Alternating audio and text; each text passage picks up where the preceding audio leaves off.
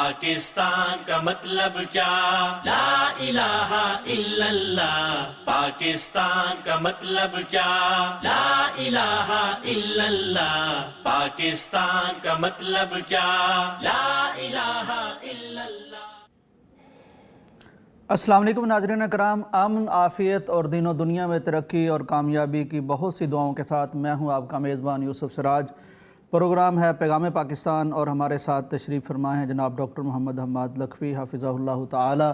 آپ کسی تعارف کے محتاج نہیں. ہر ہمارے پروگرام میں آپ کی رہنمائی ہمیں حاصل رہتی ہے. آپ کے تجزیے، تبصرے، ان سے ہم قرآن و سنت کی روشنی میں مستفید ہوتے رہتے ہیں. پروگرام کی جانب بڑھتے ہیں. ڈاکٹر صاحب، آج کے پروگرام کا آغاز ہم اس خوفناک لہر سے کر رہے ہیں.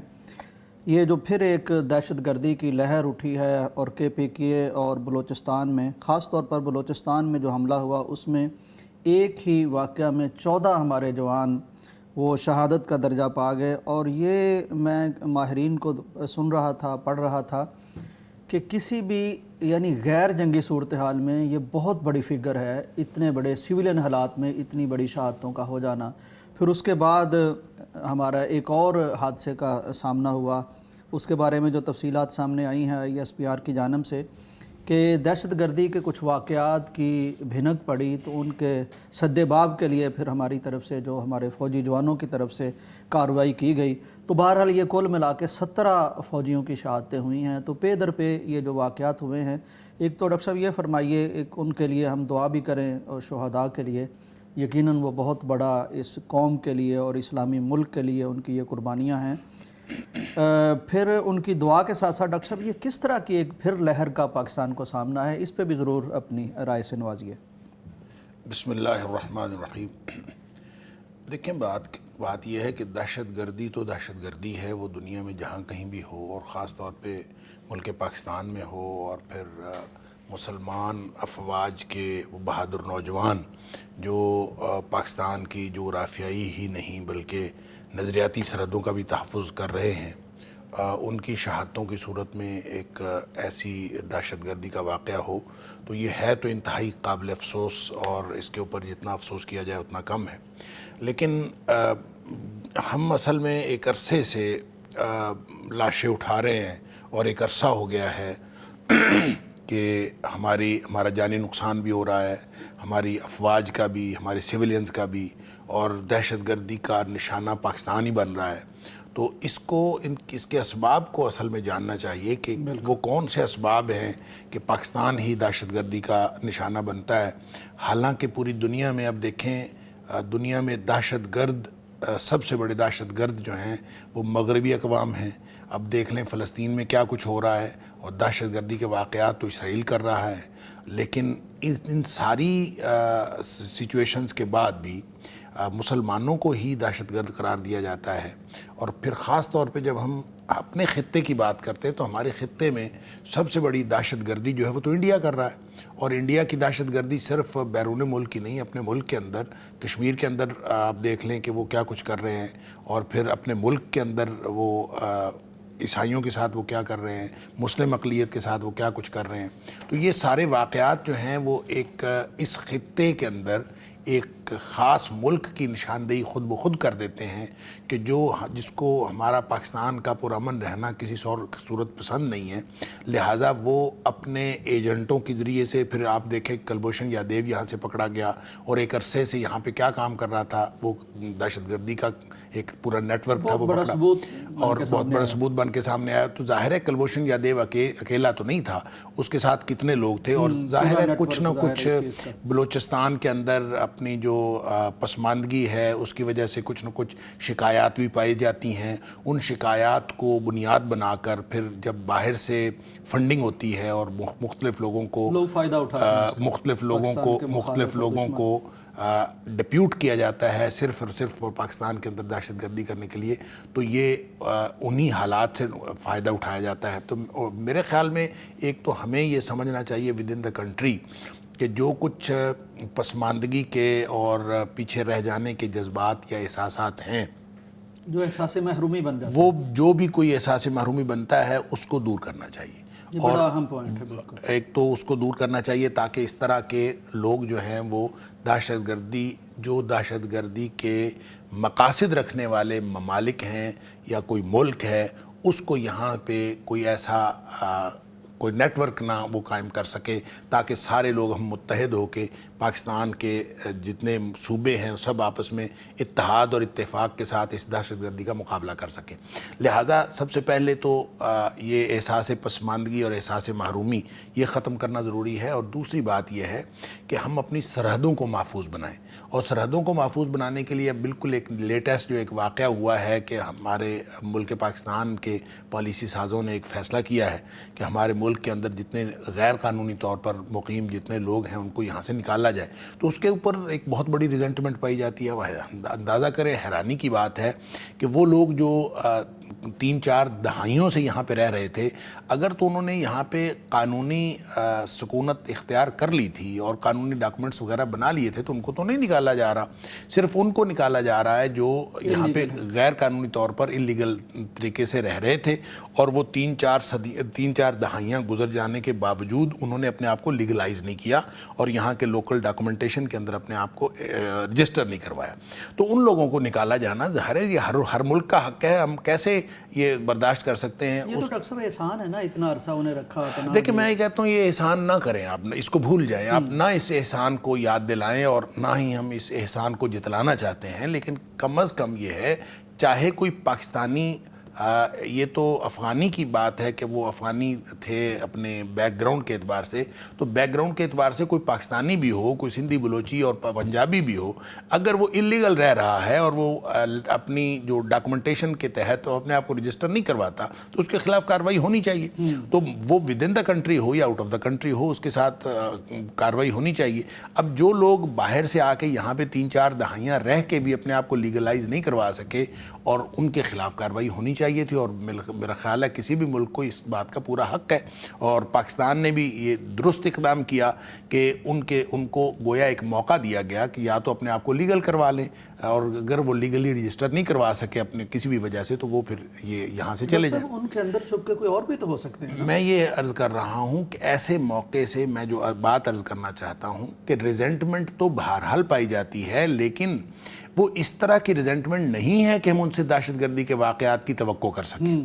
ایسے موقع سے دشمن فائدہ اٹھاتا ہے اور دہشت گرد فائدہ اٹھاتے ہیں اور جو مختلف پہلے سے بری نیت کے ساتھ برے ارادوں کے ساتھ جو اپنا نیٹ ورک سنبھالے ہوئے ہوتے ہیں وہ اس طرح کی مواقع سے فائدہ اٹھاتے ہیں کیونکہ ایک خاص طرف ذہن چلا جاتا ہے لہذا اس موقع سے فائدہ اٹھاتے ہیں. دونوں طرف غلطی ہم بالکل ایسے مواقع جب بھی کبھی آتے ہیں تو ان مواقع سے دہشت گرد فائدہ اٹھاتے ہیں. لہٰذا ہمیں اپنی سرحدوں کو بھی محفوظ بنانا چاہیے اور ود ان دا کنٹری اپنا جہاں کہیں بھی کسی بھی خطے میں اگر کوئی احساس محرومی, دیکھیں بلوچستان کے اندر واقعات ہوتے ہیں اور خاص طور پہ آواران کا جو علاقہ ہے وہ زیادہ کٹھن بھی ہے ویسے بھی اور وہاں کے لوگ بھی جو ہیں وہ احساس محرومی کے زیادہ شکار ہیں. تو ان لوگوں کو میرا خیال ہے آن بورڈ لینا چاہیے اور اپنے ساتھ پورے بلوچستان کو بالعموم اور خاص طور پر آواران کا علاقہ اور اس طرح کے جتنے علاقے ہیں تاکہ اس طرح کا کوئی اور واقعہ جو ہے وہ اس طرح کا کوئی اور افسوسناک واقعہ دوبارہ پیش نہ آئے.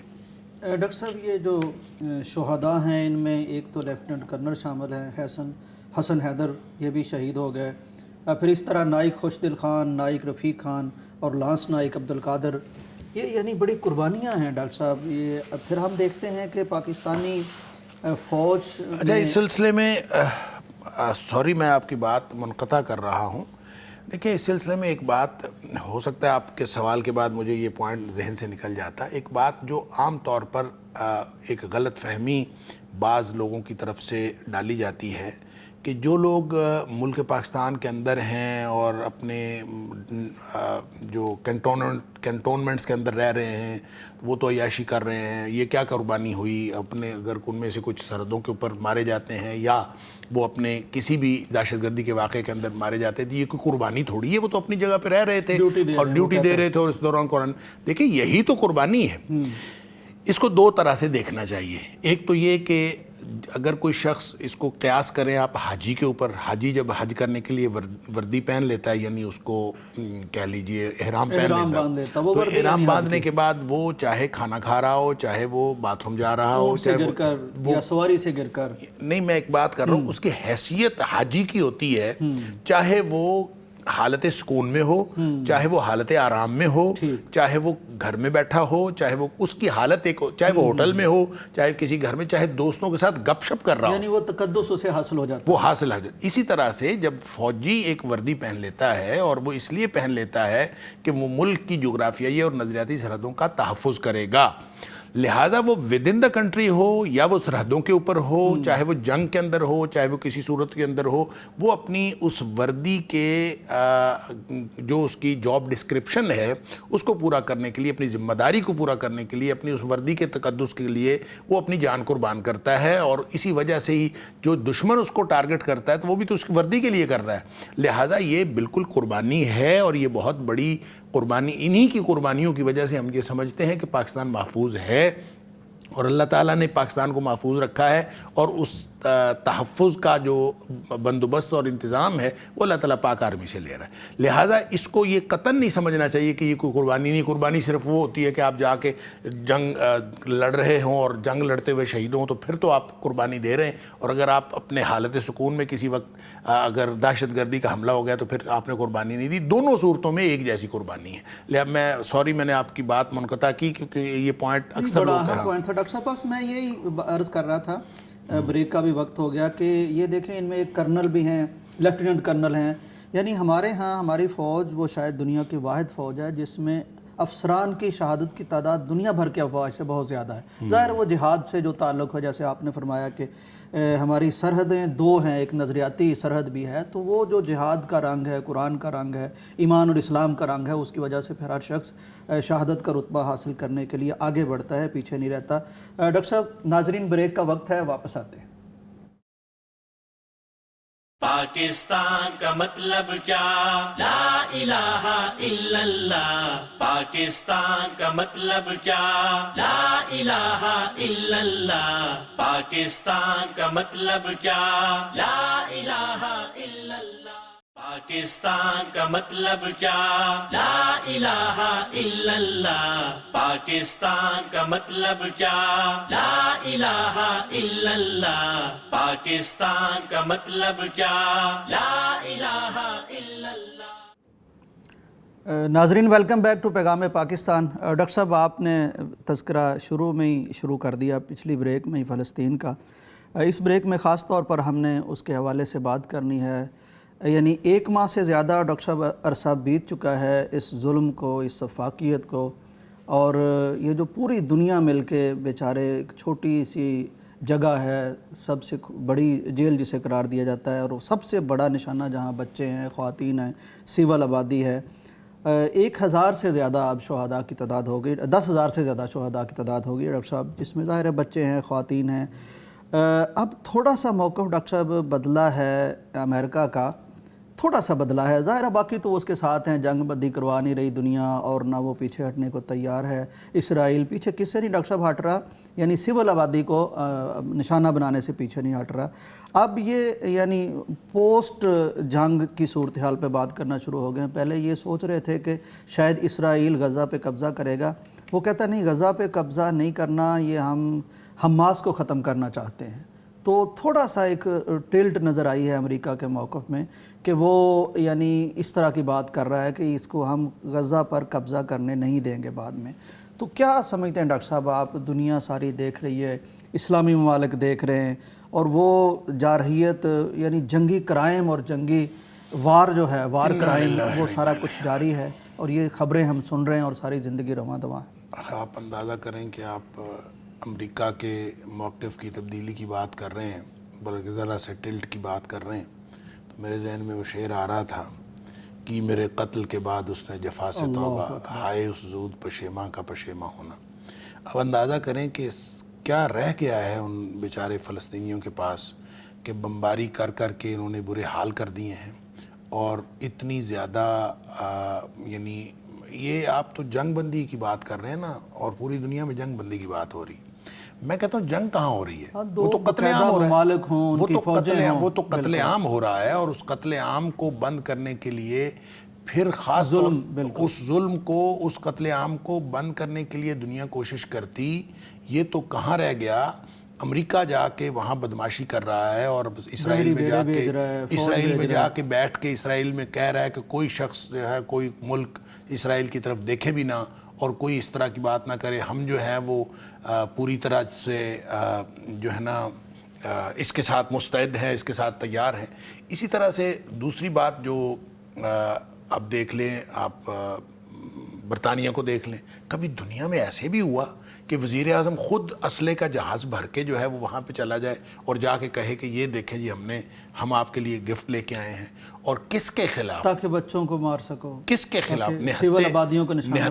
निहत्ते मुसलमान और निहत्ते बच्चे और औरतें और उनके साथ जो है उनके कत्लेआम के लिए आप ये कर रहे हैं। लिहाजा इस सारी सूरत हाल में ये कहना कि उसकी मौक़िफ़ के अंदर टिल्ट आ गया है, ये तो एक बड़ी मज़हका ख़ेज़ बात है। अगर उसके मौक़िफ़ में टिल्ट आया होता तो इसराइल का बाजू मरोड़ा होता और इसराइल को कम से कम ये कहा होता कि कत्लेआम बंद करो जी, हमारा प्रोग्राम जो है वो अब बच्चों को कत्ल करना या गज़ा पर कब्ज़ा करना नहीं है, हमारा प्रोग्राम सिर्फ़ और सिर्फ हमास की। हमास का आपने जो कर लिया उसका कोई हिसाब नहीं, उसका कोई हिसाब नहीं है, कोई बात ही नहीं, कौन हिसाब लेने वाला है। 10,000 लोग जो है वहाँ पे शहीद कर दिए गए हैं और इतनी बड़े पैमाने पर शहादतें हो रही हैं और इसका कोई हिसाब लेने वाला ही नहीं है। अल्लाह ताला ने क़यामत किस लिए रखी है? मुझे यूँ लगता है कि इसमें जो असल इम्तिहान था या असल इम्तिहान है वो मुस्लिम उम्मा का है, और मुस्लिम हुक्मरान इसके ऊपर बिल्कुल वो चुप साधे बैठे हैं और उनके, मुझे नहीं समझ आती क्या मजबूरियां हैं, क्या मसाइल हैं, और ये क़यामत वाले दिन अल्लाह को क्या जवाब देंगे कि हम जब बेहिस्सी के आलम में बैठे थे तो हमारी क्या मजबूरियां थीं। इस वक्त तो मेरे ख़्याल में हमारे पास जीने का ही कोई जवाज़ बाकी नहीं रहता इनके कत्लेआम को देखकर। हम वहाँ जाएं, हम जाके अपने आप को बेशक उनके साथ अपने आप को मरवा लें, अपने शहादत पेश कर दें, जो कुछ भी कर लें, लेकिन इस तरह चुप करके बैठना, इसका कोई जवाज़ बाकी नहीं रहता। लेकिन मसला तो ये है कि मैं और आप, हम सब अवामुन्नास जो हैं, ये कुछ कर नहीं सकते। करना मुस्लिम हुक्मरानों ने है। अल्लाह ताला उनको दीनी हमीयत और मिली गैरत अता फरमाए और वो कम से कम इंसानियत ही अता फरमाए। मैं तो कहता हूँ इंसानियत भी अगर हो तो भी इस पूरी दुनिया के अवामुन्नास तो मुतालबे कर रहे हैं। अवाम के अंदर ये देखें, बरतानिया के अंदर बहुत बड़ा मुजाहरा हुआ है, अमेरिका के अंदर यानी तारीख का सबसे बड़ा मुजाहरा हुआ है, लेकिन उनके हुक्मरान जो हैं वो बिल्कुल इसराइल के साथ हैं। और मेरे ख्याल में इससे बड़ी और बेहिस्सी और बेगैरती की कोई और बात नहीं हो सकती। लिहाजा ये जो थोड़ा बहुत टिल्ट है, ये तो मगरमच्छ के आंसू बहाने वाली बात है जो अमेरिका कर रहा है। वगरना अगर वाक़तन उनको बच्चों के इस कत्लेआम पर और ख़वातीन के और इस निहत्ते मुसलमानों के कत्लेआम के ऊपर अगर उनको अफसोस है तो कम से कम उसका बाजू मरोड़ें और फौरी तौर पर ये कत्लेआम बंद तो करवाएं, फिर उसके बाद देखें क्या सूरत हाल है और क्या नहीं है। लेकिन ये किए बग़ैर अपने पॉलिसी के तौर पर कोई 2-4 लफ्ज़ कह देना, ये सिवाय मजाक के और कोई बात नहीं है। डॉक्टर साहब ये फरमाइए, आपने रेफरेंस दिए मुस्लिम उम्मा के, मुस्लिम हुक्मरानों के, और ये बात भी हुई कि इतने हज़ार अफराद की शहादत के बाद कोई ये नहीं कह रहा कि इसका जुर्म का खमियाजा भुगतना पड़ेगा, सज़ा मिलेगी, ये वार क्राइम्स हैं। तो डॉक्टर साहब एक जान को कितना तक़द्दुस हासिल है इस्लाम में, ये कितनी जानें हैं, इस हवाले से थोड़ा सा बयान फरमाइए। इस्लाम तो कहता है कि एक जान कोई बचाए तो ऐसे है जैसे उसने पूरी इंसानियत बचाई, और एक जान को अगर किसी ने तलफ किया तो ऐसे उसने पूरी इंसानियत को कत्ल किया। तो अब यहाँ पे एक जान नहीं, हज़ारों जानें जो हैं वो कत्ल हो रही हैं, और फिर अब बाकी जो बचे हैं वो भी एट स्टेक हैं, और हम सिर्फ़ और सिर्फ ड्रामेबाजी के ऊपर लगे हुए हैं और कार्रवाइयाँ पूरी करने के ऊपर लगे हुए हैं। तो इसमें यूँ लगता है कि शायद सिर्फ मगरबी दुनिया नहीं और सिर्फ मिल्लत कुफ्र नहीं, मुझे लगता है शायद हम मिल्लत इस्लामिया जो हैं वो भी उनके कत्ल के अंदर मुलव्वस है। और ये जो इंसानियत का कत्ल हो रहा है ये सारी दुनिया का जुर्म है, और सब के सब अल्लाह के यहाँ कसूरवार होंगे और अल्लाह के यहाँ जवाबदेह होंगे। डॉक्टर साहब ऐसे बच्चे भी बचे हैं जिनकी वीडियोस दिखाई जाती हैं, ख़बरों में जिनका जिक्र किया जाता है कि जिनका कोई भी नहीं बचा, صرف بچے بچے ہیں، نہ والد ہے، نہ والدہ ہے، نہ چچا ہے، نہ تایا ہے، کچھ نہیں بچا، صرف بچے بچے ہیں۔ دیکھیں اس طرح کی تو بے شمار کہانیاں ہوں گی جب کارپیٹ بومبنگ ہوئی ہے، اور ان کا دیکھیں وہ جس طرح سے وہ چھوٹا سا علاقہ فلسطین کا، یہ جو غزہ کی پٹی جس کو ہم کہتے ہیں، جتنا وہ کنجسٹڈ ہے نا، یہ تو بالکل ایسے سمجھے جیسے اندرون لاہور نا اس کی طرح کا یہ کنجسٹڈ ایریا ہے، بالکل ساتھ بلڈنگز ہیں۔ تو وہاں پہ جب آپ بمباری کریں تو اس کا تو مطلب یہ ہے کہ آپ نے سویلینز کو، یعنی وہاں کوئی خالی جگہ نہیں ہے، اور ان کے اوپر بمباری کرنا وہ انسانیت کا قتل جو ہم پہلے بات کر رہے تھے وہ تھا ہی، لیکن آپ خاندانوں کے خاندان قتل کر رہے ہیں، اور ان کے اندر پھر اس طرح کی سٹوریز تو بے شمار ہیں، پتہ نہیں کتنے بچے بچے، کتنے بچے فوت ہوئے، کوئی ایک باپ بچا ہے اور ملبے کے اندر جو ہے وہ آوازیں دے دے کے اپنے بچوں کو اولاد کو ڈھونڈ رہا ہے کہ کہیں، اور اسی طرح سے کوئی بچہ بچ گیا ہے، کسی کا کوئی بچہ، کسی کا کوئی، والدین کو پکار۔ تو یہ اللہ تعالیٰ معاف کرے، یہ اس طرح کی جو دلدوز کہانیاں ہیں وہ تو بے شمار ہیں۔ مسئلہ تو یہ ہے کہ کسی کے پوری دنیا میں کوئی حکمران کوئی اس کے اوپر کھڑا ہو اور اپنی غیرت کا مظاہرہ کرے، اس میں غیرت کا مظاہرہ کرنے کی ضرورت ہے، اور ایمانی غیرت، دینی غیرت، ملی حمیت، یہ کسی کو آئے اور پھر وہ جا کے کوئی انسانیت ہی آ جائے اور وہ جا کے ان کی مدد کو کھڑا ہو جائے اور کہے کہ کوئی اگر اب بمباری کرے گا تو ہم اس کے اوپر اپنے میزائل، جو بھی کچھ آپ کے پاس ہے، چاہے ایٹم بم ہے، چاہے میزائل ہیں، جو بھی کچھ ہے، آپ جو کر سکتے ہیں وہ کریں۔ لیکن مسئلہ تو یہ ہے، وہ کل مجھے کوئی کہہ رہا تھا کہ ہماری علاقائی مجبوریاں ہو سکتی ہیں، ہم اگر یعنی بینگ پاکستان، اگر ہم دیکھیں ملک پاکستان کے جو پالیسی میکرز ہیں، جو پالیسی ساز ہیں، ان کے سامنے یہ بھی تو ہو سکتا ہے کہ اگر ہم اپنی فوجوں کا رخ اس طرف کریں تو ہمارے مشرق میں ایک بہت بڑا دشمن بیٹھا ہوا ہے، وہ بھی پھر ہمارے جو جنوب مشرق کے اندر وہ بھی ہمارے ادھر سے اگر ہمارے اوپر حملہ آور ہو جائے گا تو پھر ہم کیا کریں گے؟ تو اس طرح کی علاقائی مجبوریاں ہو سکتی ہیں۔ میں نے کہا یہ علاقائی مجبوریاں ان کو پتہ ہے، پالیسی ساز اداروں کو پتہ ہے، وہ ہمیں نہ جواب دیں، ہمیں نہ جواز پیش کریں، وہ اللہ کو جواز پیش کریں، اس لیے کہ ہم کوئی نہیں ہے، ہم کون ہوتے ہیں جواز حاصل کرنے والے یا جواز مانگنے والے؟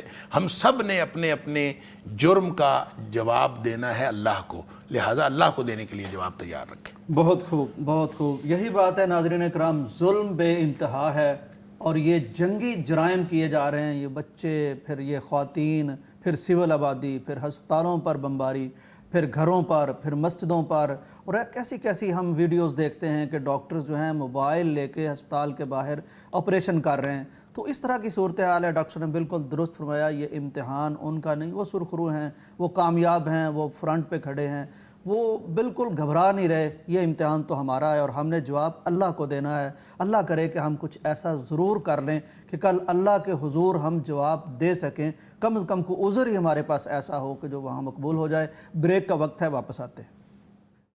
پاکستان کا مطلب کیا؟ لا الہ الا اللہ۔ پاکستان کا مطلب کیا؟ لا الہ الا اللہ۔ پاکستان کا مطلب کیا؟ لا الہ الا اللہ۔ پاکستان کا مطلب کیا؟ لا الہ الا اللہ۔ پاکستان کا مطلب کیا؟ لا الہ الا اللہ۔ پاکستان کا مطلب کیا؟ لا الہ الا اللہ۔ ناظرین ویلکم بیک ٹو پیغام پاکستان۔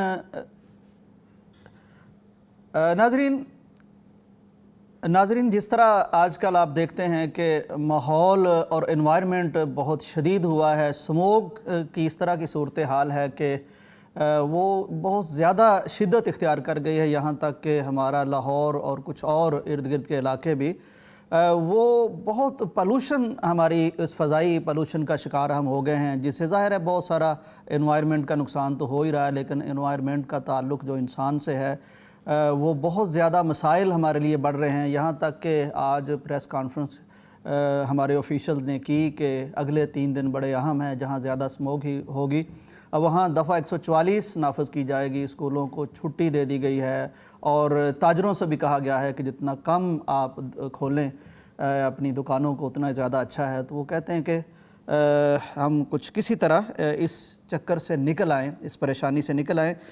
ناظرین اسی حوالے سے اس وقت ہمارے ساتھ علی اعجاز صاحب موجود ہیں، فوکل پرسن ہیں، ڈپٹی ڈائریکٹر انوائرمنٹ ہیں۔ ہم آپ سے جاننے کی کوشش کرتے ہیں کہ اس اس حوالے سے کیا یعنی ہو رہا ہے اور کیا تجاویز وہ ہمیں دیتے ہیں. السلام علیکم علی اعجاز صاحب.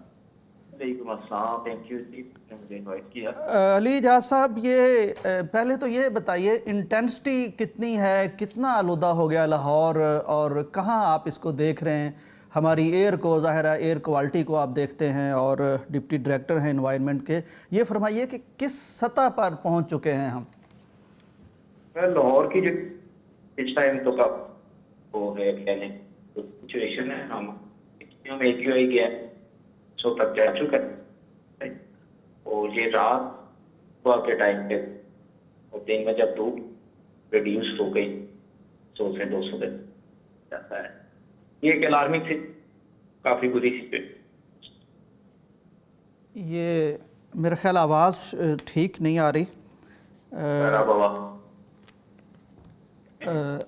ڈاکٹر صاحب یہ صورتحال ہے, آپ کیا سمجھتے ہیں ڈاکٹر صاحب کہ اس قدر شدید؟ ڈاکٹر صاحب ویسے میں سوچتا ہوں کہ ہم جتنی بھی ترقی کر جاتے ہیں ٹیکنالوجی میں ہر طرح کی, تو کوئی ایسا موڑ آتا ہے جہاں ہم پھر دیکھتے ہیں کہ انسان بے بس ہے, مجبور ہے, نئے نئے نام ہمیں بنانے پڑتے ہیں. سموگ ہے, اور اب گھروں میں بیٹھنا, کرونا نے ہمیں گھروں میں بٹھا دیا. اب پھر یہ جی کہ اب گھروں میں بیٹھیں تو زیادہ بہتر ہے, اور جینا مشکل ہے, فضا میں سانس لینا مشکل ہے. دو اس کے پہلو ہیں, اور ایک پہلو تو یہ ہے کہ یہ اللہ کی قدرت ہے اور اللہ کا ایک نظام ہے, اور اس میں اس کو آپ فطری آفت کہہ سکتے ہیں. اور آفتیں بھی جب آتی ہیں تو وہ بے وجہ نہیں ہوتی, بے سبب نہیں ہوتی. اور اللہ تعالیٰ نے قرآن میں فرمایا ہے ظہر الفساد فی البر والبحر بما کسبت ایدی الناس, کہ یہ زمین و آسمان کے نظام کے اندر خشکی اور تری میں جو بگاڑ پیدا ہوا ہے یا پیدا ہوتا ہے, بما کسبت ایدی الناس, یہ لوگوں کے کرتوتوں کی وجہ سے ہوتا ہے. لہٰذا اگر ہم یہ کہیں بھی کہ یہ ایک قدرتی آفت ہے اور اللہ کے تعالیٰ کی طرف سے یہ ہوا ہے, تو اس میں بھی بہرحال ہمارا اپنا عمل دخل ہے. اور اپنا عمل دخل ایک حوالے سے تو ایک تو اس کا حوالہ قرآن کی یہ گواہی ہے, بما کسبت ایدی الناس. دوسری بات یہ ہے کہ آپ اور میں ہم اپنے معاشرے کو دیکھیں تو ہم سب آلودگی میں کنٹریبیوٹ کر رہے ہیں. یعنی کوئی جگہ ایسی نہیں جہاں پہ ہم آلودگی کے اندر کوئی نہ کوئی اپنا حصہ نہیں ڈال رہے. اور ہر وقت جو ہے وہ چاہے وہ کوئی فصلوں کو جلا رہا ہے, چاہے کوئی اپنے گھر کا کوڑا جلا رہا ہے, کوئی کچھ کر رہا ہے, کوئی درختوں, اور ہم کبھی سوچتے بھی نہیں کہ یہ کیا ہوتے ہوا جا رہا ہے. اب یہ کہا ہی جا رہا ہے کہ یہ ہمارا جو پڑوسی ملک ہے انہوں نے بہت ساری فصلوں پہ کوئی اپنے کھیت یا بہت بڑے پیمانے پر جو ہے وہ اس کو بھوسے وغیرہ کو آگ لگائی ہے, جس سے لاہور کے اس جو فضائی آلودگی ہے اس کے اندر بہت زیادہ اضافہ ہو گیا ہے. تو ہو سکتا ہے ایسا ہو, تو اس میں گویا عملی طور پر بھی ہم سب شامل ہیں, ہم سب شامل ہیں. جی بالکل ڈاکٹر صاحب, بالکل قرآن کی آیت آپ نے پڑھی اور ہمارے جو اعمال ہیں اس طرف توجہ دلائی کہ ہم خود اس ماحول کو خراب کر رہے ہیں. ہمارا رابطہ دوبارہ ہو گیا علی اعجاز صاحب سے. علی اعجاز صاحب السلام علیکم. وعلیکم السلام. آپ سن پا رہے ہیں سر مجھے؟ جی جی آپ کی آواز کلیئر ہے. جی فرمائیے کہ کس طرح کی فضا کا اس وقت ہمیں سامنا ہے؟ جو ایئر کوالٹی انڈیکس ہے وہ اس ٹائم کافی ہائی ہے لاہور کا, اور یہ جو پچھلے اگر 4-5 دنوں میں آپ دیکھیں تو یہ 400 بھی کراس کی ہے, جو کہ کافی الارمنگ سچویشن ہے. اور اسی کو دیکھتے ہوئے گورنمنٹ نے جو بڑے بھی کہہ لیں کہ اسٹیپس لیے ہیں کہ ہمیں لاک ڈاؤن کی طرف جانا پڑا ہے, ایک اسمارٹ لاک ڈاؤن کرنا پڑا ہے, تاکہ ہم ایک تو لوگوں کو ایکسپوجر سے بچا سکیں, اور دوسرا ہم اپنے جو لوکل پولوشن ہے اس کو ریڈیوس کر سکیں. علی اعجاز صاحب یہ فرمائیے, بالکل درست ہے, یعنی بہت الارمنگ سچویشن ہے اور ہم اس سے بچنے کی کوشش کر رہے ہیں, بچانے کی کوشش کر رہے ہیں, لوگوں کو بھی, انوائرمنٹ کو بھی. یہ فرمائیے کہ اس سے کمی آئے گی, اس میں کتنی کمی آ سکتی ہے؟ ظاہر ہے گھروں کے اندر بھی تو وہی فضا ہے نا, کیا سمجھتے ہیں آپ, گھروں کے اندر کون سی کوئی اور فضا ہے؟ سر اس میں 2 فیکٹرز ہیں. ابھی جو میجر فیکٹر ہمیں لاہور کو ڈسٹرب کر رہا ہے وہ انڈین فیکٹر ہے. لاہور کے بارڈر کے چاروں طرف جو ہے وہ انڈین سائیڈ ہے, اور اس پہ انہوں نے میسیو اس ٹائم اسٹبل برننگ ہو رہی ہے. اگر آپ سیٹلائٹ امیجز دیکھیں تو ایک پورا کلاؤڈ ہے دھوئیں کا جو دہلی سے لے کے لاہور تک پھیلا ہوا ہے, اور وہ سارے ایریے کو ڈسٹرب کر رہا ہے اس ٹائم. تو یہ ایک کہہ لیں کہ ریجنل فینومینا ہے جو ڈسٹرب کر رہا ہے. اس کے بعد ہمارے کچھ لوکل فیکٹرز بھی آ جاتے ہیں, جس میں ٹریفک اور لاہور کی انڈسٹری بھی شامل ہے. लाहौर में तकरीबन इस टाइम तो 72 लाख व्हीकल्स मूव कर रहे हैं डेली, तो उनके काफी ज्यादा धुआं है।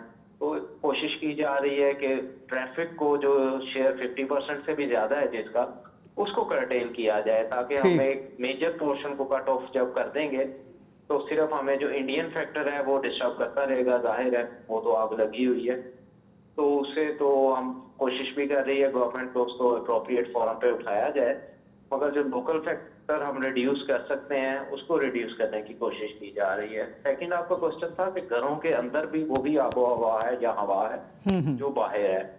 इसमें बिल्कुल ऐसे ही है कि घरों की और बाहर की आबो हवा सेम है, मगर जो हमारे कमरे हैं जो बंद हैं तो ग्रेजुअली ये डस्ट सेटल डाउन हो जाती है। तो हम इसमें इसलिए रिक्वेस्ट भी कर रहे हैं लोगों से कि वो अपने घरों के अंदर रहें, कमरों के अंदर रहें, और अगर एयर प्योरीफायर का यूज कर सकें तो वो बहुत बेहतर है, ताकि कपड़ों की हवा साफ की जा सके और आप एक्सपोजर से बच सकें। जो ये इस टाइम हाई एक कहते हैं कि पोल्यूशन लेवल्स हैं जो कि बड़े खतरनाक हैं ह्यूमन हेल्थ के लिए, उससे बचा जा सके। जी बिल्कुल ठीक। उम्मीद है कि 4-5 दिन में सिचुएशन बेहतर हो जाएगी।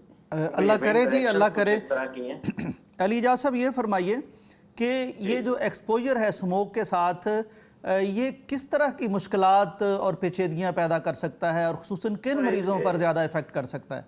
जी, इसके साथ हेल्थ इम्पैक्ट बहुत ज़्यादा हैं, और ये इमीडिएटली जो है आपके लंग्स को पहले इफेक्ट करता है, और जो 2.5 माइक्रोन या PM 2.5 जिसे कहते हैं, वो हमारे हर किस्म के बैरियर को जो नाक के हैं और बाकी सारे क्रॉस करके वो हमारे लंग्स में जाके ब्लड स्ट्रीम में शामिल हो जाता है, और जब एक फॉरेन पार्टिकल आपके ब्लड में ऐड हो जाता है तो वो मल्टीपल इश्यूज कॉज करता है। उसमें क्लॉटिंग आ जाती है जो स्ट्रोक और हार्ट अटैक का बायस बनती है। फिर वो डॉक्टर साहब यानी आपने जिस तरह सुन लिया कि बहुत शदीद किस्म के ये मसाइल हैं, और वो जो हम पहले बात कर रहे थे कि जिस तरह की तरक्की हम कर रहे होते हैं, वो जैसे उन्होंने फरमाया कि 50% ख़ुद हमारी ये गाड़ियाँ इनका कंट्रीब्यूशन है इसमें, और 50% वो उधर से जो आ रहा होता है। मेरा ख्याल एक तो प्रॉपर एतबार से गवर्नमेंट को उधर भी बात करनी चाहिए, ख़ास तौर पर ये सिख बरादरी ही बैठी है पंजाब में जो जला रही होती है, तो वो तो उनके मुक़द्दस मकामात हमारे पास इधर मौजूद हैं, उनसे बात करनी चाहिए, वो समझेंगे इसको, वैसे भी इंसानी नाते से समझेंगे। और ख़ुद हम डॉक्टर साहब यानी कुछ वक्त आना नहीं चाहिए कि किसी वक्त हम गाड़ियाँ ना भी यूज़ करें? मेरा ख्याल है ये तो शायद कभी नहीं आएगा। ये तो लॉकडाउन में एक जब आपने कोरोना का लॉकडाउन देखा था तब एक वक्त आया था कि लोगों ने वाक़तन खौफ बहुत ज़्यादा था। हाँ, खौफ बहुत ज़्यादा था। तो अब अगर ऐसा खौफ पैदा हो जाए तो फिर शायद लोग रज़ाकाराना तौर पर हम माहौल को हमारा जो मिजाज बन चुका है ना, हम तो जितने ज़्यादा ख़तरनाक हालात होते हैं हम तो उसको एंजॉय करते हैं, और लोग जो हैं उसमें ज़्यादा बाहर निकलते हैं और देखते हैं कि हम देखें बाहर क्या हो रहा है, यानी ये सिर्फ देखने के लिए लोग बाहर निकल पड़ते हैं। लिहाजा ये किसी बहुत बड़े, अल्लाह ताला किसी भी बड़े ख़तरे से महफूज रखे, लेकिन ये जो इन्होंने बताया कि अगर ट्रैफिक वाला फैक्टर जो है हम इसको कंट्रोल कर लें तो 50% ये है, तो 50% इंडियन फैक्टर है। इंडियन फैक्टर को भी कह रहे थे कि हम एप्रोप्रिएट फोरम के ऊपर इसको उठाने जा रहे हैं। अल्लाह करे कोई वो इंटरनेशनली, ज़ाहिर है इंटरनेशनल खुद भी तो तंग हो रहे हैं डॉक्टर साहब, दिल्ली में उन्होंने 10 दिन के लिए स्कूल बंद कर दिए। खुद तंग हों या ना हो, कम से कम पड़ोसियों को तो तंग ना करें। यानी खुद कोई शख्स तंग होना चाहता है तो हो अपने घर में जो भी करना चाहता है, लोगों को तो तंग ना करे। और जाहिर है जब वो हमें तंग कर रहा है तो इसके लिए बाहर इंटरनेशनल लॉ मौजूद होगा। मैं वो लाइन कट गई वरना मैं पूछना चाह रहा था कि कोई ऐसा इंटरनेशनल फोरम तो होगा ना जिसमें, और कोई इंटरनेशनल लॉ होगा जिसके तहत हम उनको रोक सकें और उसका मसला उठा सकें। लेकिन उन्होंने खुद ही बता दिया कि हम किसी मुनासिब फोरम के ऊपर मुल्क पाकिस्तान भी इसको उठाने जा रहा है। मुझे यूँ लगता है कि सारी बातों का जो हल है ना असल में वो अल्लाह की तरफ से बारिश ही है। बिल्कुल, अगर बारिश आती है तो ही ये सारा मसला हल होगा। हम 50%, 75%, 25% जो भी करना चाहें तो अमलन शायद ये हमारी ये परसेंटेज जो है इस परसेंटेज से हम शायद कर ना सकें। मैं सोच रहा हूँ हम वहीं नहीं पहुँच गए डॉक्टर साहब, जैसे आप जैसे स्कॉलर्स हमें कुरान मजीद की आयतें पढ़ के सुनाते हैं कि अल्लाह कहता है मैं ज़मीन के अंदर पानी को और गहरा ले जाऊँ, तो अब इंसान समझता है कि शायद अब हमारे पास समंदर हैं, पानी बहुत ज़्यादा है, लेकिन आज भी पानी किसी ना किसी सूरत में वो ज़िंदगी का ज़ामन है डॉक्टर साहब। बिल्कुल सही। कुल قل ارأیتم ان اصبح ماؤکم غورا فمن یاتیکم بماء معین، بالکل صحیح ہے۔ اللہ تعالیٰ فرماتا ہے کہ اگر پانی کو ہم زمین کے اندر ہی لے جائیں تو بتاؤ تمہیں یہ چلتا ہوا پانی کون لا کے دے گا؟ تو یہ بات ٹھیک ہے، ظاہر ہے الٹیمیٹلی مسلمان کا عقیدہ بھی یہ ہے، اور ویسے بھی ہے بھی عملاً یہ بات کہ اصل چیز تو اللہ تعالیٰ کی قدرت ہے اور اللہ کے ہاتھ میں ہر چیز، ان اللہ علی کل شیء قدیر۔ تو اب جو ہے بارش کو ہم سب انتظار کر رہے ہیں، اور محکمہ موسمیات نے بارش کی پیشگوئی بھی کی ہے، اور مجھے لگتا ہے کہ وہ میں دیکھ رہا تھا فور کاسٹ کے لاہور کے اندر تو پرسوں شاید جمعے والے دن جو ہے بارش کا امکان ہے، اللہ کرے جی بالکل۔ باقی ملک کے اندر شاید آج سے جو ہے وہ بارش کا امکان ہے۔ اگر بارش ہوتی ہے تو امید ہے انشاءاللہ اس سے ہماری یہ جو فوگ والا یہ سموگ والا جو مسئلہ ہے یہ حل ہو جائے گا۔ ڈاکٹر صاحب بریک کا وقت آ گیا، ناظرین بریک کا وقت ہے، بریک سے واپس آتے ہیں۔ پاکستان کا مطلب کیا؟ لا الہ الا اللہ۔ پاکستان کا مطلب کیا؟ لا الہ الا اللہ۔ پاکستان کا مطلب کیا؟ لا الہ الا اللہ۔ پاکستان کا مطلب کیا؟ لا الہ الا اللہ۔ پاکستان کا مطلب کیا؟ لا الہ الا اللہ۔ پاکستان کا مطلب کیا؟ لا الہ الا اللہ۔ ناظرین ویلکم بیک ٹو پیغام پاکستان۔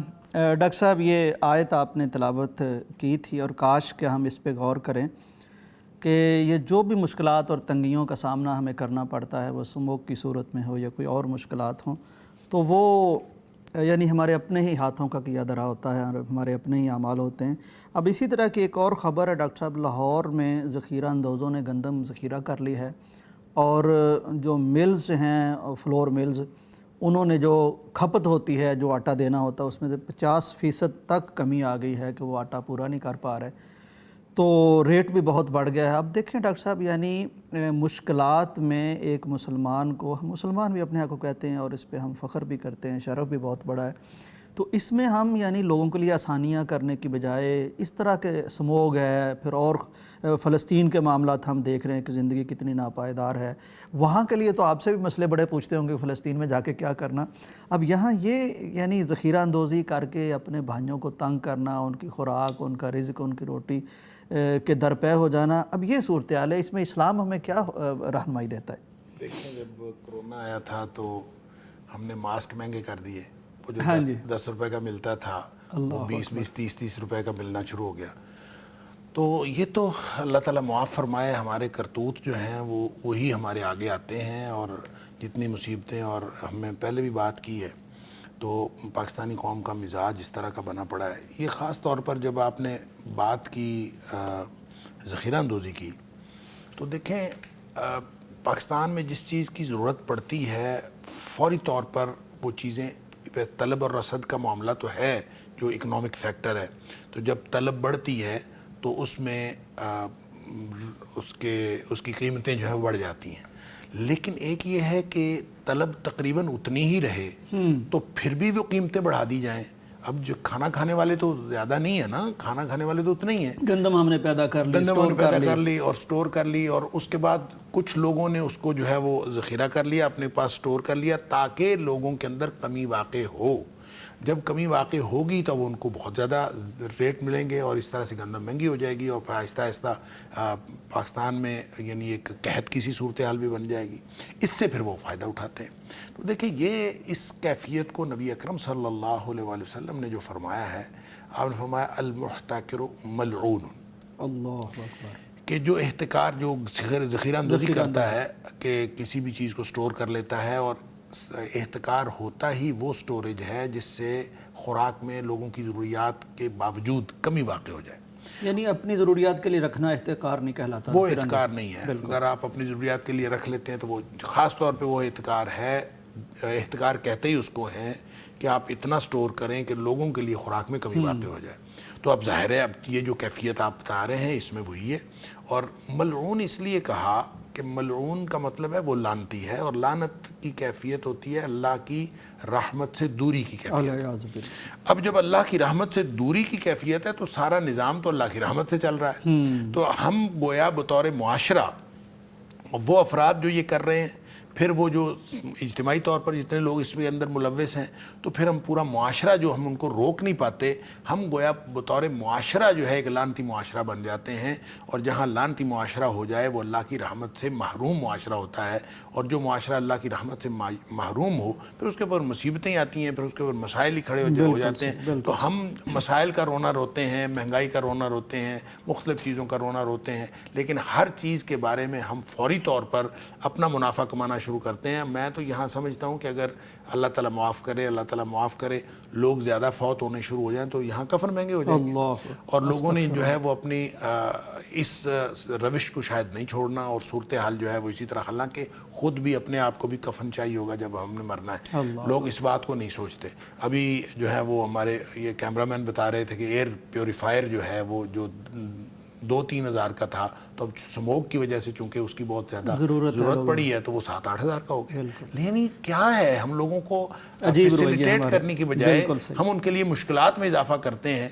और जब आप मुश्किलात में इजाफा करते हैं तो फिर आपको तो कोई दुनिया में भी और आखिरत में भी किसी आसानी की आप तवक्को न रखें, क्योंकि नबी अकरम सल्लल्लाहु अलैहि वसल्लम का फरमान है कि कोई शख्स अगर किसी मुसलमान की एक मुश्किल दूर करता है तो अल्लाह ताला क़यामत की मुश्किलात में से उसकी मुश्किल दूर करेंगे। तो देखें, और जो कुछ हम अपनी क़यामत की मुश्किलात बढ़ा रहे हैं, हम अपनी क़यामत इसमें कोशिश में लगें। डॉक्टर साहब, 9 नवंबर भी आ गया है। इकबाल जो शायर मशरक़ भी हैं और कुरान मजीद के हवाले से खुसूसन बड़ा दर्क हासिल है, और उनकी शायरी में हमें बड़े कुरान मजीद के यानी कि मज़ामीन मिलते हैं, तलमीहात मिलती हैं, इस्तिआरे मिलते हैं। तो उनके हवाले से भी हमने कुछ बात करनी है। मैं चाहूँगा कि आप अपनी कीमती आरा से इस हवाले से भी हमें ज़रूर रहनुमाई दें, आगाही दें कि अल्लामा इकबाल का ताल्लुक़ ख़ास तौर पर कुरान मजीद से किस तरह का था, और उससे आज हम क्या सबक ले सकते हैं। देखें, असल में इल्म तो असल में कुरान मजीद ही है, और नबी पाक सल्लल्लाहु अलैहि वसल्लम के फरामीन और आपकी सीरत, असल इल्म तो यही है जिसको अल इल्म कहा गया है। मसला यह है कि हर दौर के कुछ तकाज़े होते हैं। किसी दौर में पंजाबी अशार बहुत पढ़े जाते थे, और आप देखते हैं कि बहुत सारे लोग जो हैं यानी गलियों में और सड़कों पे लोग चलते हुए पंजाबी अशार पढ़ा करते थे। तो पंजाब के अंदर ये रिवायत थी, और लोगों ने फिर दीन को पंजाबी अशार के अंदर मुंतकिल किया। ये भी एक ये तो शरफ अल्लाह ताला ने आपके बुजुर्गों को बख्शा, हमारे बुजुर्गों को भी अल्लाह ताला ने ये शरफ बख्शा। तफसीर मुहम्मदी के नाम से, कुरान पाक की तफसीर मुहम्मदी के नाम से लिख दी। फिर इसके अलावा अहवालुल आखिरत, ज़ीनतुल इस्लाम और 30 के करीब जो हैं वो सारी किताबें, पूरा दीन गोया जो है ना वो पंजाबी नज़म के अंदर मुंतकिल कर दिया, ताकि लोगों के अंदर जो है वो जो जिस जरिए से चीज़ लेना चाह रहे हैं उसी जरिए में कुरान रख इसी तरह इकबाल जो है वो एक बड़ा शायर है, और बड़े दौर का शायर है, और उसको अल्लाह ताला ने जो कुरान का फहम अता किया था उसने अपनी शायरी के ज़रिए से वो लोगों तक पहुँचाने की कोशिश की। लिहाजा आप कह सकते हैं, जैसे कहा जाता है कि ये कुरान का शायर, कुरान को समझा और फिर कुरान को लोगों तक पहुंचाया, और फिर कुरान की मोहब्बत लोगों के अंदर पैदा की। सिर्फ ये नहीं किया कि खुद कुरान समझा। अब जाहिर है जैसे हम बग़ैर सोचे समझे कुरान पढ़ते हैं, शायद इकबाल भी शुरू में बग़ैर सोचे समझे ही पढ़ते होंगे। और ये मशहूर वाक़या है कि उनके वालिद ने उनको एक दफ़ा देखा कि कुरान पढ़ रहे थे, तो वालिद ने पूछा कि तुम ये कुरान क्यों पढ़ रहे हो, क्या तुम्हें समझ आती है कुरान की? तो सोच में पड़ गए कि कुरान मैं तो बगैर सोचे समझे पढ़ रहा हूँ। हम सवाब के लिए पढ़ते हैं, तो हम तो सवाब के लिए पढ़ते हैं, तो मैं तो बगैर सोचे समझे पढ़ता हूँ। तो फिर उनके वालिद साहब ने उनसे ये कहा कि बेटा कुरान इस तरह से पढ़ा करो जैसे कुरान तुम्हारे ऊपर नाजिल हो रहा है। जब तक इस तरह से कुरान को ना पढ़ो उस वक़्त तक कुरान की तफ़हीम हासिल नहीं होती, और जब तफ़हीम हासिल नहीं होती तो कुरान की ये जो क़ुव्वत अमल को तहरीक भी नहीं मिलती। इंसान अमली तौर पर आगे नहीं बढ़ता, कुरान के साथ नहीं जुड़ सकता, मकसद कुरान ही पूरा नहीं होता। हाँ जी। लिहाजा इकबाल फिर ख़ुद जब अल्लाह ताला ने शऊर दिया, फ़हम दिया, कुरान को समझा, कुरान के अंदर डूब कर उसको वो कहते हैं कि कुरान में हो गौता ज़न है मर्द मुसलमान, कि कुरान के अंदर कुरान को भी साथ पढ़ना नहीं है, उसके अंदर गौता ज़न होना है। उसकी वजह यह है कि आप समंदर के ऊपर तैरते रहें, सारी ज़िंदगी तैरते रहें, आप हीरे जवाहरात तक नहीं पहुँच सकते। खूबसूरत मिसाल। हीरे जवाहरात तक पहुंचने के लिए आपको डाइव करना पड़ता है, अंदर गोता लगाना पड़ता है। जितना ज्यादा गहराई में जाएंगे, अल्लाह करे तुझे, अल्लाह करे अता तुझे जिद्दत किरदार। अच्छा, इकबाल जिद्दत किरदार अता करी, ये दुआ दे दी, اور ساتھ نصیحت کر دی کہ قرآن میں غوطہ زن ہو، گویا کسی کو کردار کی جدت ہو یا عملی قوت ہو وہ ملتی ہے تو قرآن سے ملتی ہے۔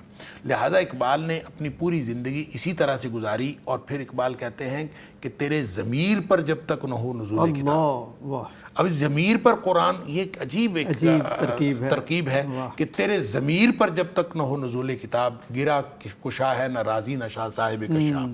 اب رازی، امام رازی کی تفسیر بھی بہت بڑی تفسیر، بڑے نکات ہیں اس میں۔ کشاف کی تفسیر بھی بہت بڑی، یعنی کشاف جو ہے زمخشری کی، وہ بھی بہت بڑی تفسیر ہے۔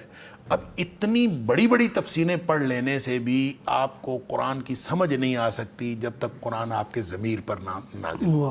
اب اس کا مطلب کیا ہے؟ اس کا مطلب یہ ہے کہ قرآن آپ پڑھیں اور قرآن پڑھنے کے بعد اس کو سوچیں کہ مجھے میرے اللہ نے اس کے بارے میں کیا کہا ہے۔ اب آپ یہ سوچیں گے کہ میرے اللہ نے مجھے کیا کہا ہے تو اس کو پہلے سمجھیں گے تو پھر سوچیں گے نا، تو اس کا مطلب ہے اس کو سمجھنا ضروری ہے۔ قرآن کو سمجھیں، سمجھنے کے بعد پھر اپنے اوپر اس کو طاری کریں اور پھر سوچیں۔ حضرت عمر فاروق رضی اللہ تعالیٰ عنہ، جب حضرت عمر فاروق رضی اللہ تعالیٰ عنہ خلیفہ بنے ہیں تو انہوں نے چند دعائیں کی۔ ان دعاؤں میں ایک دعا یہ تھی کہ اللہ مجھے تفکر فی القرآن کی توفیق عطا فرما۔ اللہ اکبر، یعنی خلیفہ بن کے یہ دعا، خلیفہ بن کے وہ یہ دعا کر رہے ہیں، اللہ مجھے تفکر فی القرآن کی توفیق عطا فرما۔ گویا تفکر فی القرآن، قرآن کے اندر غور و فکر کرنا، سوچنا۔ تو میں تو اپنے اسٹوڈنٹ سے کہا کرتا ہوں کہ آپ اگر چاہے ایک آیت روزانہ پڑھیں، آپ اس کو پڑھیں، سمجھیں، سمجھنے کے بعد پھر 2 منٹ اس کے اوپر تفکر کریں۔ تفکر یہ کیا کرنا ہے؟ یہ تفکر کرنا ہے کہ میرے اللہ نے مجھے کیا کہا ہے۔